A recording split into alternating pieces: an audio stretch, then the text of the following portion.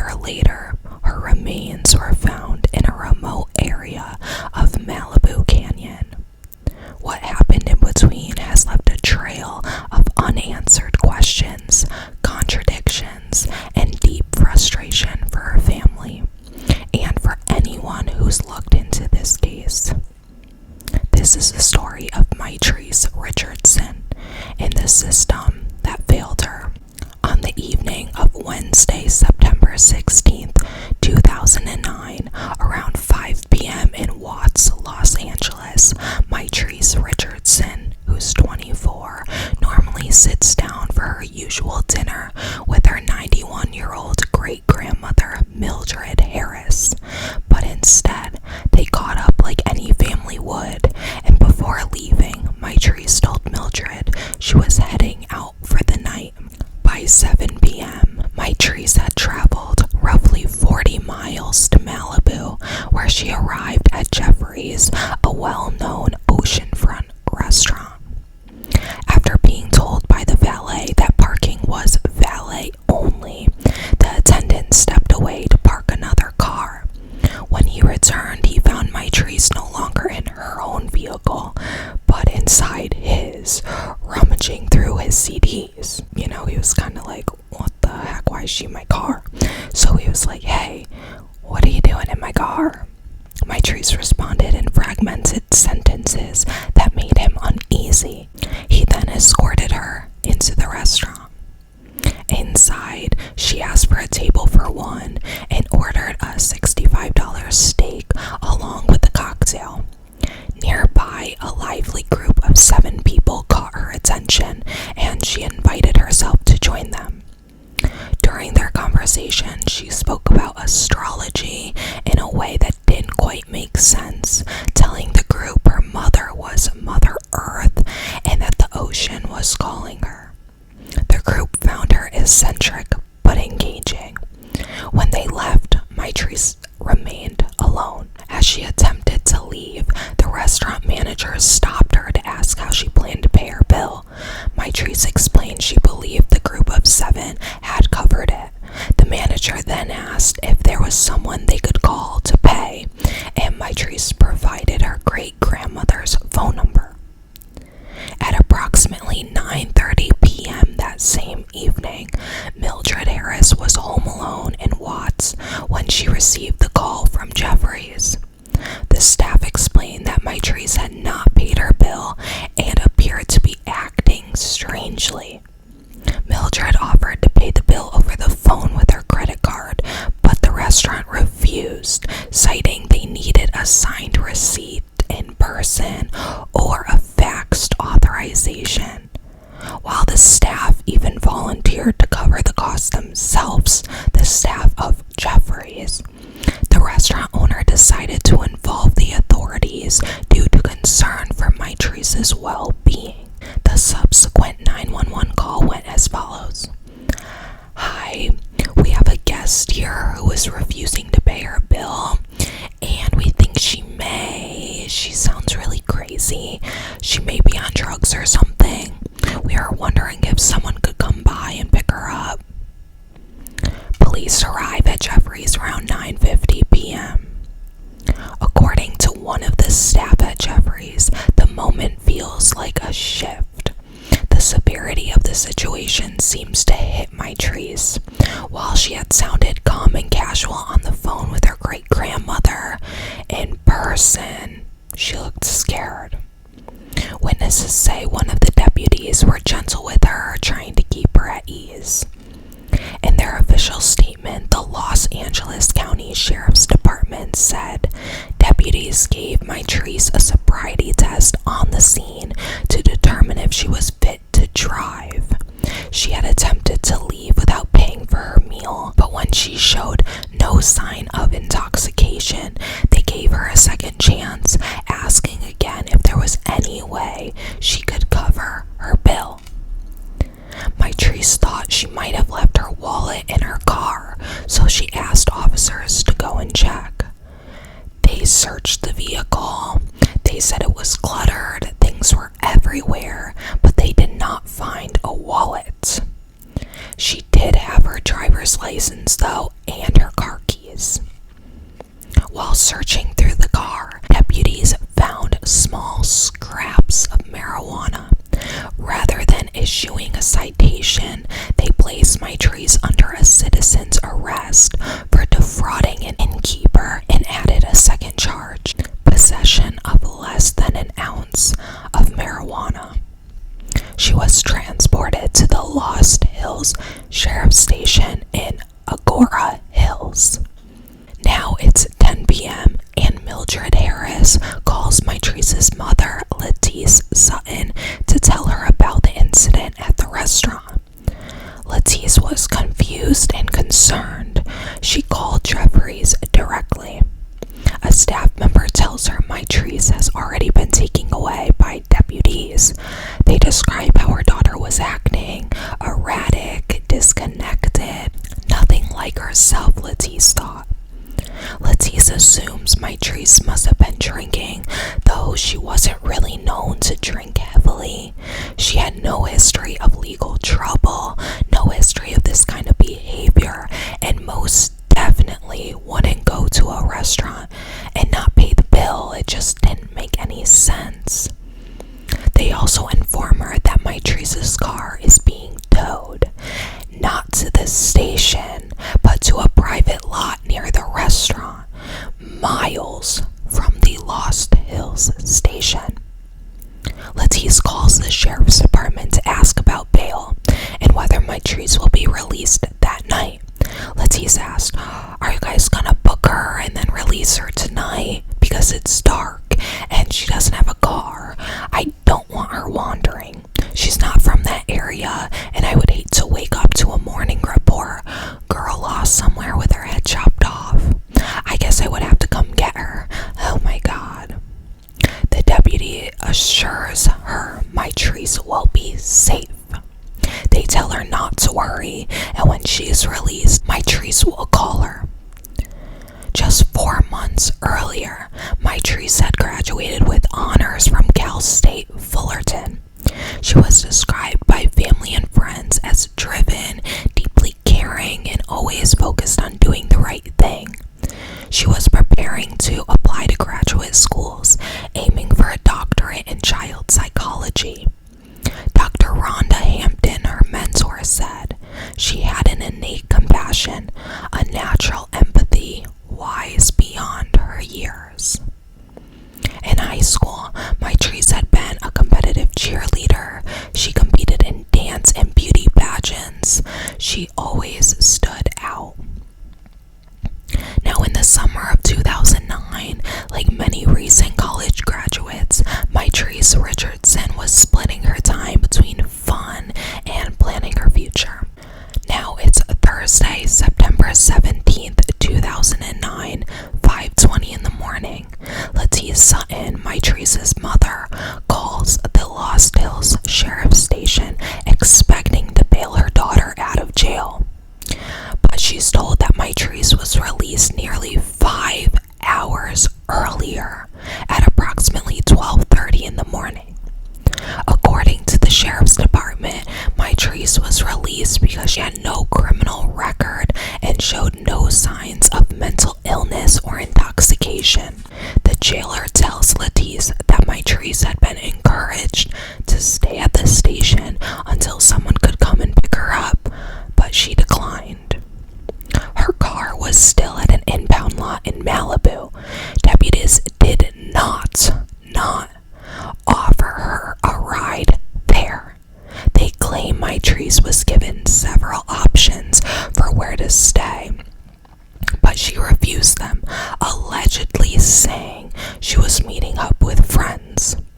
Yet the only call listed in the logbook was to her great-grandmother. Mitrice left the station alone, in the dark, with nothing but her license and keys. Lettice begins calling friends and family, but no one has seen or heard from her, and panic really starts to set in. 15 minutes later, at 5:35 in the morning, Lettice calls the station again. She asks, how long before a missing persons report can be filed? 24 or 48 hours. The deputy says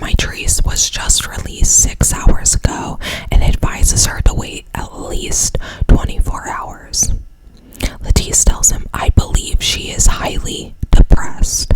When asked if Mitrice takes medication, Lettice replies, "No, I believe it's a state she's in right now because of the weird activity that's been going on the past couple of days." Given how Mitrice had behaved at Jeffrey's, her family believes she should have been placed on a psychiatric hold. Now it's 6:30 a.m. in Montanito near Calabasas. A resident on Cold Canyon Road calls the sheriff's station. He's just seen a young woman, unfamiliar, in his backyard. Surprised, he was like, "Are you okay?" She didn't answer him. He turned to get a better look, and by the time he did that, she was gone. Montanito is a quiet, rural canyon neighborhood about 6 to 8 miles from the sheriff's station. Deputies arrive promptly. They look around and they find nothing, so they leave. I want to note that Montanito is, by car, about a 15-minute drive, depending on the exact route. By foot, it's a difficult trek, over an hour and a half walk, and the terrain is dark, rugged, and winding, with no sidewalks in some parts. It hits 6 p.m. and still no word from Mitrice. Lettice and a friend decide to drive to the Lost Hill station to file a missing persons report. As they're leaving, a deputy mentions the early morning sighting in Montanito. Lettice says he casually told her, like, "Well, we got a call, came from that area, just take this road until it runs out, goodbye," kind of vibe. Lettice drives into the canyon. She's stunned. As described earlier, the roads are winding. The terrain is rugged. She says it's so dark you can't even see your own hand, like in front of you at night. You wouldn't be able to see it. Her daughter didn't know this area. To the family, it made no sense that Mitrice would or could have walked there alone. They believe someone drove her. Friday, September 18th, 2009. As her family retraces the last few days of Mitrice's behavior, the red flags start to come together. She had sent illogical text messages. Days earlier, she had shown up unexpectedly at her Aunt Lauren's house, putting out business cards from her go-go dancing job around the house. Later, Lauren found a strange note left on her husband's windshield, a smiley face scribbled at the top. At the margins, "Black woman scorned." It was signed with a lipstick kiss. Saturday, September 19th, 2009. The LAPD takes over the case and begins an official ground search. Starting at the home on Cold Canyon Road, where the woman had allegedly been seen 48 hours earlier. Using scent dogs, officers confirmed the woman was Mitrice. Her scent trail leads from the backyard to a nearby home, but then abruptly vanishes. Search teams also find shoe prints in the area. The prints are believed to match the type of shoes Mitrice was last seen wearing. At first, the tracks indicate walking, then running. But soon the footprints disappear, trampled by horse hooves and other disturbances. Her mother later said they just disappear, as if she was snatched out of thin air. After 8 hours of searching, the team calls off the day. On Wednesday, September 23rd, 2009, 4 days after Mitrice went missing, LAPD homicide detectives get assigned to the case. First stop, Malibu Towing, to process her car. Inside, they find something huge: her journals. They compare her journal entries to her Facebook and MySpace posts, and it's non-stop. She'd been writing constantly to the point they wondered if she ever even slept. Dr. Rhonda Hampton said a lot of it didn't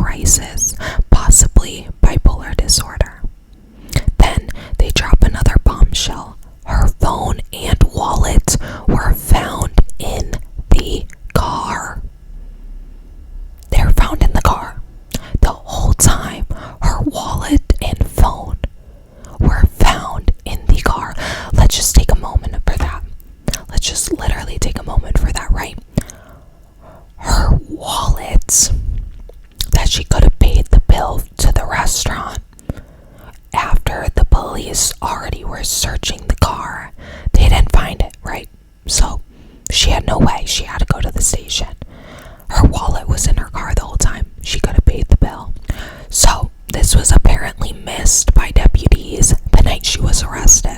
Like, two of the most important things, her phone and wallet. Her mom said her debit card was in that wallet and that Mitrice had over $2,000 in her account. She could have paid her bill. Days go by. Her family tries over and over to get the incident report or see any video of Mitrice at the station, but they keep getting denied. The sheriff's department says it has to follow protocol. Lettice, Mitrice's mom, is eventually told there's no video footage because the station's cameras don't record. They're just for monitoring. Thursday, September 24th, 2009, the family hires a civil rights attorney. He holds a press conference outside the Lost Hills station. He says, "Let me say this as clear as I can. If Mitrice Richardson's name was Spears or Lohan, they would never have let her walk out by herself. They would have escorted her home." The sheriff's spokesperson responds, "The LA County Sheriff's Department did not only everything procedurally correct, but was morally right, and my hope and prayer is she's found." More days pass. The police finally release the reports. They claim there was no sign Mitrice was mentally unstable and no reason to believe she was at risk. But her family says the reports leave out a lot, like how the restaurant staff was clearly concerned and how the arresting officer had doubts too. They're left wondering, how could deputies not have noticed her bizarre behavior? Now we're in January of 2010. A meeting is called with the sheriff and the Lost Hills captain. Mitrice's aunt presses for a straight answer. Does video exist? Yes or no? Like, does it or does it not? Eventually, the captain admits, yeah, there's footage. Literally everyone's shocked. They're like, there's footage. Yeah, they're shocked. They're shocked. The sheriff's office tries to explain it away, saying the family had only asked for a video outside the building, not video from inside while Mitrice was in custody. Like, be so serious. Obviously, they wanted any video that was with Mitrice. Don't you think that's kind of sketchy too? It's like, what are you covering up for? It feels weird. It's like the whole time they've been asking for video. You're saying no, nothing records. Now all of a sudden, it records. You had the video, and now you're like, oh, well, you only asked for outside the building. It's like, why wouldn't you say, like, oh, we only have, or you could say this, they could have said, hey, there's no videos outside the building, but if you want to see, we do have a video of her in the whatever, over here, like, you didn't give her the option. Saturday, January 9th, 2010, 4 months since she's vanished. The biggest search in LA County in over 20 years is launched in Malibu Canyon. By the end of the day, nothing. Still no signs of Mitrice. February 2010, 3 weeks later, Mitrice's father, Michael Richardson, contacts authorities with something unexpected. He says he saw someone he swears was Mitrice in Las Vegas selling herself on the street. According to Michael, he was sitting in a truck downtown when he spotted a woman who looked just like her. He jumped out, called after her, but she disappeared into the crowd. For 2 months, Mitrice's family had been waiting to see the video of her in the holding cell at Lost Hills the night she went missing. Monday, March 29, 2010, they finally get access. Dr. Rhonda Hampton described Mitrice as appearing agitated. She was swaying like she was trying to break out. As the jailer comes back in, before the door even shuts, their door opens and a male deputy walks out of the facility. Mitrice's family immediately wants to Who is he? Could he have talked to her? Did he offer her a ride? The sheriff's department says the deputy was just there to drop off an arrestee.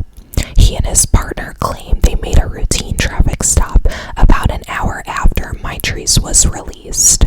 But the family wants answers, especially because they were previously told no deputies were even at the station during Mitrice's custody. So how can you tell someone there was nobody there, but then in the video, you see somebody walking in the video? Be so serious.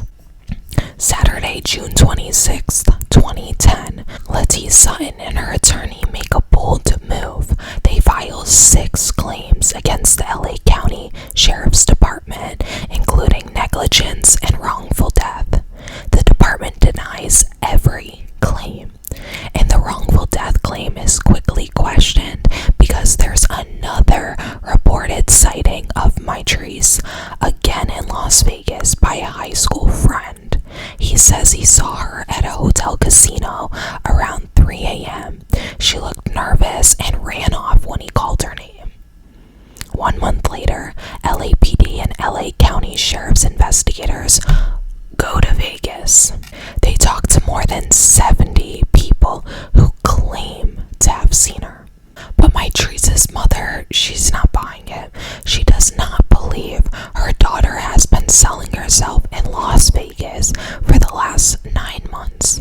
She still believes Mitrice is in the canyon. Sunday, August 9th, 2010, at 1 p.m., less than 2 weeks after the Vegas press conference, Malibu State Park Rangers are hiking through Dark Canyon, just a few miles from Montanito, where Mitrice was allegedly seen. The area is remote, not well known unless you're up to something. The Rangers were checking on an old illegal marijuana grow site that had been shut down about 7 weeks before Mitrice disappeared. They detour around a big boulder, and that's when they spot what looks like a skull. Within an hour, deputies are on the scene. 6 hours later, just before sunset, the partially mummified remains of a naked woman with black curly hair, along with some clothing, are airlifted out of Dark Canyon in a body bag. Thursday, August 12th, 2010, it was confirmed the remains belong to Mitrice Richardson. 2 days later, an independent review board releases a report. It says the Lostdale Station acted legally and responsibly in arresting and releasing Mitrice. It also claims reports and video were provided to her family in a timely manner. And there's no credible evidence that the deputy seen in the video had any contact with Mitrice after leaving the station. But many people close to the case think the report is biased and incomplete. The report doesn't answer any basic questions like, did the deputy in the video talk to Mitrice? Did he even see her? The coroner doesn't classify her death as a homicide. They say there's no sign of trauma to the bones that were recovered, and her cause of death is ruled as undetermined. But Lettice doesn't accept that. Her daughter's body was found naked, and she doesn't believe Mitrice just hiked up there, laid down, and died. She believes she was assaulted and murdered. The report includes one more disturbing detail. Against the coroner's advice, sheriff's deputies removed Mitrice's remains before the coroner's team could process the scene. Lettice says the deputies told her it was getting dark and they didn't want wildlife disturbing the body. The sheriff's department claims the deputies believed they had permission from the coroner's office to remove the body, but later a report will call that claim as disputed. Nobody gave the sheriff's department authority to remove the body. Nobody. The coroner coroner's office did not tell them to do that. They wanted to see the body, and they didn't get the chance to. Mitrice brings in an independent forensic anthropologist, Clea Koff, to examine Mitrice's remains. Clea believes the case was mishandled. She says a 24-year-old woman who's been missing for 10 months and 3 weeks is found naked. Her clothes are found. They were never sent or requested to be sent to the crime lab. In response to Clea's findings, the sheriff's department, did I call her originally Clea or Clea? Same girl. In response to Clea's findings, the sheriff's department agrees to take another look. In July 2011, almost a year after Mitrice was buried, her body is exhumed. Investigators re-examine the remains and review all the bones they had collected, but the coroner's rulings doesn't change. The cause of death is still listed as undetermined. During pre-trial depositions in the lawsuit against the Lost Hills substation, testimony reveals that at least some deputies knew about Mitrice's erratic behavior at Jeffries, including the arresting officer. For Mitrice's family, this confirms what they believed all along. She should have been held for a psychiatric evaluation, not released alone in the middle of the night. In August of 2011, Mitrice Sutton and Michael Richardson agree to a $900,000 settlement from LA County. The county doesn't admit to any wrongdoing, but says it will reevaluate some of its policies. Today, Mitrice's case is still considered as open, but inactive death investigation. And despite public promises by the sheriff's department to keep searching for answers, her family feels the case is closed. The weight of that has taken a toll on Mitrice. She said, "I've had to take a break from thinking about what her last day was like and what she endured. I often pray when I find myself thinking about that." Mitrice Richardson was a college graduate, a daughter, and a young woman who needed help. But instead, she was released into the dark with no phone, no money, and no clear plan. 15 years later, her case still leaves behind more questions than answers. Her family continues to fight for truth, for accountability, and for change in how vulnerable people are treated by law enforcement. Her story is a reminder that the system doesn't always protect the people who need it most, and that silence doesn't mean closure.